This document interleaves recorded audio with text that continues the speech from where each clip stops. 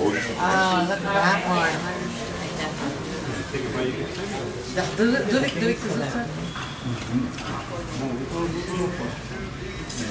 So in the trophy hallway here we have 3 bays. This first bay is a selection of tennis trophies. In the middle bay there we have a mixture. We have an Irish Derby trophy, a sailing trophy, and also a Formula 1 Grand Prix trophy.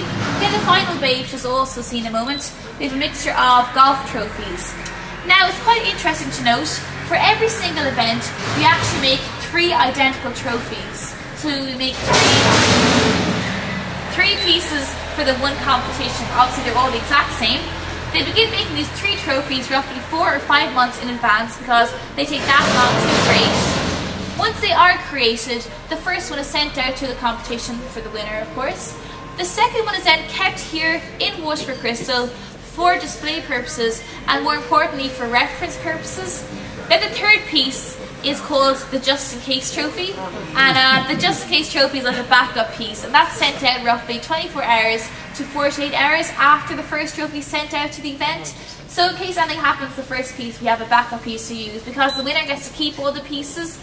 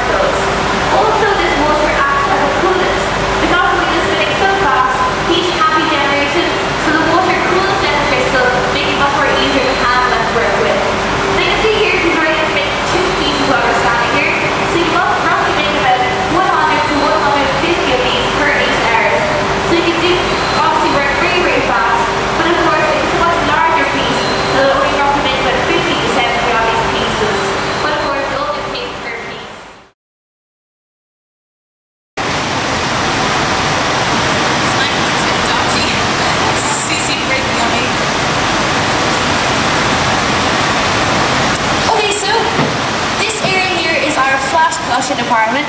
Then the flat cut is different to the wedge cut. You saw the wedge cut, it requires 1 wheel and 1 swift movement against that moving wheel.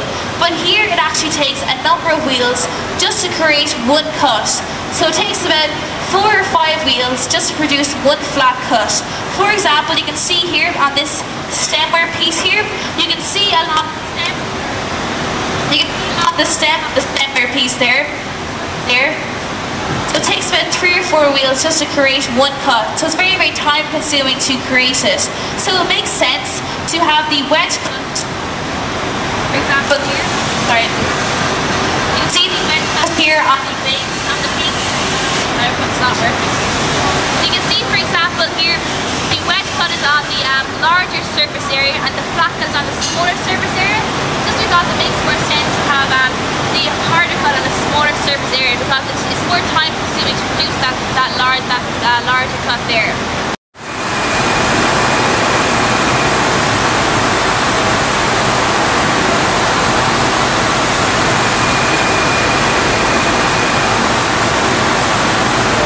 So every piece can have up to 3 to 4 inspections after each of the 3 crafts. So there's up to 10 to 12 inspections for each individual piece, which is quite a lot. Now because the piece has been blown, they check for any impurities or any mistakes that could have occurred through this blowing process. For example, if a large bubble could occur, or if it's just a weak piece of crystal, cracks would occur in the piece. And if these are found in any of the pieces are crushed immediately. And these crushed pieces are then melted and recycled back down in the main furnace. So we do recycle all the rejected pieces. Now another reason why we have our quality inspection after each craft is to pay all the craftsmen. Okay, so this is our engraving department here. Now as you can see, engraving is a highly specialised craft. It takes 10 years to qualify. So you saw the blowing and cutting, it takes 8 years, and here it takes 10 years. The extra 2 years are spent in the local art college because as you can see, it is very art orientated. Now they use copper reels to create these pictures on the pieces. You can see the copper reels here. So they range different sizes and different widths. Some can be very, very thick and quite wide, but others can be very, very small. For example, this smaller piece here, this piece we use, for example, the size handing names on trophies or obviously just doing great detail sections on pieces. But it's actually not the copper that cut into the crystal, it's a paste that they use. This paste I'll show you now. This paste is a mixture of carbon.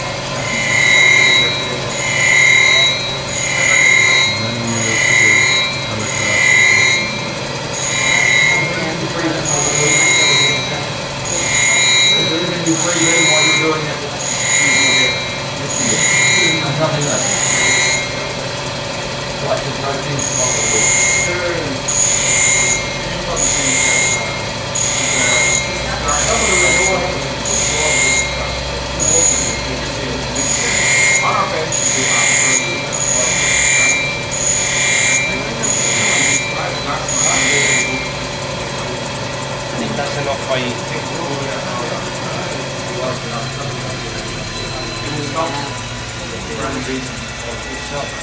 That would be just the first cuts. After that then, I believe it's totally, it goes through a different process. Thanks very much. I thank you for coming, Thank you. and I hope